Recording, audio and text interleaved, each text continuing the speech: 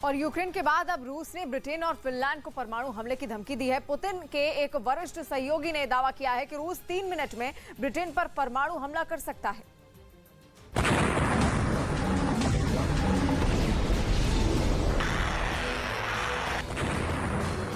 क्या ये चंद्रग्रहण का ही असर है कि एक बार फिर अचानक रूस ने फिर से परमाणु हमले की धमकियां देना शुरू कर दिया है?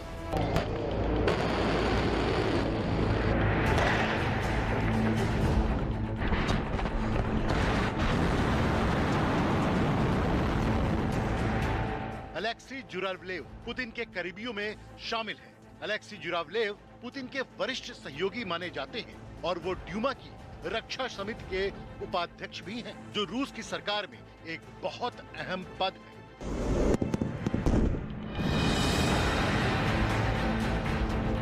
रूस और यूक्रेन की जंग के 80वें दिन अलेक्सी जुरावलेव ने परमाणु हमले की धमकी दी।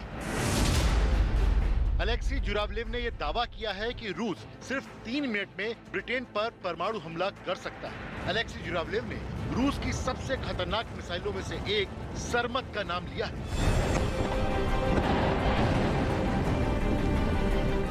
सरमत एक इंटरकॉन्टिनेंटल बैलिस्टिक मिसाइल है। इसका वजन 208 टन है और इसकी लंबाई है 14 फीट।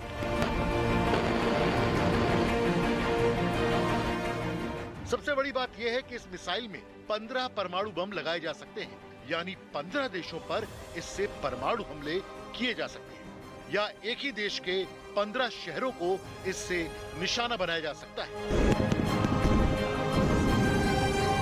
लेकिन अलेक्सी जुरावलेव ने अभी सिर्फ 2 नाम लिए हैं, ब्रिटेन और फिनलैंड। फिनलैंड की राष्ट्रपति शाउली निनेस्टो ने नेटो में शामिल होने का प्लान बनाया। इसके बाद नाराज होकर रूस ने ब्रिटेन और फिनलैंड को ये धमकी दी है। इस धमकी पर जवाब फिनलैंड की तरफ से भी आया है। फिनलैंड का कहना है कि ये यूक्रेन में रूस की पराजय का संकेत है, यानी फिनलैंड रूस के घावों पर नमक छिड़क रहा है, जिसका परिणाम और बुरा हो सकता है। पुतिन के सहयोगी अलेक्सी जुरावलेव ने साफ कहा है कि वो साइबेरिया से फिनलैंड पर मिसाइल छोड़ सकते हैं। अलेक्सी जुरावलेव ने यह भी कहा कि ब्रिटेन भी रूस की सरमत मिसाइल की रेंज में आता है। अलेक्सी जुरावलेव ने कहा है कि कैलिनिंग्राड से भी वो ब्रिटेन और फिनलैंड पर परमाणु हमला कर सकते हैं।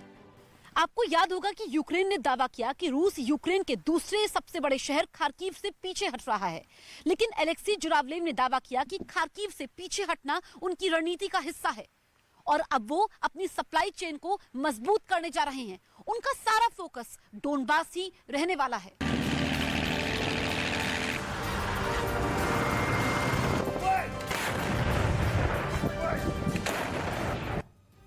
पश्चिमी देश ये सवाल उठाते हैं कि अगर रूस के पड़ोसी देश नेटो में शामिल होना चाहते हैं तो फिर इससे रूस को क्या दिक्कत होती है। इसका जवाब पुतिन अच्छी तरह जानते हैं। पुतिन को पता है कि बाल्टिक सागर में रूस पहले से ही नेटो देशों से घिरा हुआ है और अब अगर फिनलैंड भी नेटो में शामिल हो गया तो रूस की पूरी तरह से घेरेबंदी हो जाएगी। इसके बाद नेटो जब चाहेगा बाल्टिक सागर में रूस का हुक्का पानी सब बंद कर देगा।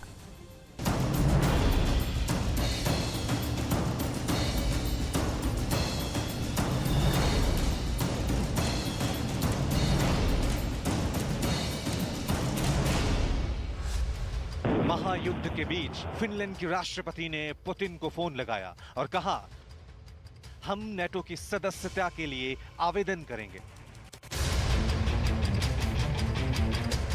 पुतिन ने जवाब दिया, ये आपकी भूल होगी। इस भूल के मायने क्या हैं और फिनलैंड की इस भूल पर पुतिन उसे कौन सी सजा देंगे, इसे लेकर नेटो में भी चर्चा हो रही है, क्योंकि फिनलैंड के बॉर्डर पर परमाणु हथियार तैनात करने से लेकर स्वीडन के आसमान में परमाणु हथियारों से लैस फाइटर विमान उड़ाकर पुतिन अपने मंसूबों का ट्रेलर पहले ही दिखा चुके हैं। फिनलैंड के राष्ट्रपति से फोन पर हुई बातचीत में पुतिन ने 2 टूक कहा, फिनलैंड की सुरक्षा को कोई खतरा नहीं है। फिनलैंड का नेटो में शामिल होना और उसका तटस्थ रुख को छोड़ना बड़ी गलती होगी।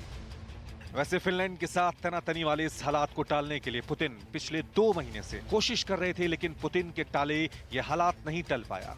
आखिरकार पुतिन के सामने फिनलैंड वैसे ही परेशानी लेकर खड़ा हो गया जैसी परेशानी 3 महीने पहले यूक्रेन लेकर आया था। फिनलैंड के नेटो में शामिल होने पर बाल्टिक सागर में कैसी स्थिति बनेगी, पहले वो समझिए। बाल्टिक रीजन में एस्टोनिया पहले से ही नेटो का सदस्य है। लातविया और लिथुआनिया भी नेटो से जुड़े हैं। इसके अलावा नेटो सदस्य के तौर पर पोलैंड, जर्मनी और डेनमार्क बाल्टिक रीजन में बड़ा घेरा बनाते हैं। ऐसे में अगर फिनलैंड भी नेटो में शामिल हो गया तो रूस कम से कम बाल्टिक रीजन में नेटो से पूरी तरह से घिर जाएगा। फिनलैंड को नेटो में शामिल कराने को लेकर कितनी तेजी से प्रक्रिया शुरू हो गई है, अब वो समझिए। रूस की राजधानी बर्लिन में नेटो के सदस्य देशों के विदेश मंत्रियों की बैठक बुलाई गई और इस बैठक में फिनलैंड और स्वीडन के विदेश मंत्रियों को भी आमंत्रित किया गया। यह बैठक इस बात पर चर्चा के लिए बुलाई गई कि क्या फिनलैंड नेटो की सदस्यता लेने के लिए सारी शर्तें पूरी करता है या नहीं। इस बैठक से ठीक पहले अमेरिका के विदेश मंत्री ने ट्वीट कर लिखा, मैं बर्लिन पहुंच चुका हूं। यहां मैं नेटो के विदेश मंत्रियों से अपने गठबंधन पर अनौपचारिक चर्चा करूंगा। इसके अलावा यूक्रेन के खिलाफ रूसी आक्रामकता के विरुद्ध हमारी कार्रवाई जारी रखने पर भी बात होगी। वैसे फिनलैंड के नेटो में शामिल होने को लेकर तुर्की रोड़े अटका सकता है, क्योंकि तुर्की पहले दिन से ही फिनलैंड और स्वीडन के नेटो में शामिल होने के खिलाफ रहा है। पुतिन की ब्रिगेड से लड़ने के लिए यूक्रेन को कई देशों से सैन्य मदद मिल रही है। अमेरिका और ब्रिटेन तो यूक्रेन की मदद कर ही रहे हैं और अब जर्मनी भी लगातार यूक्रेन का साथ देने की कस्में खा रहा है।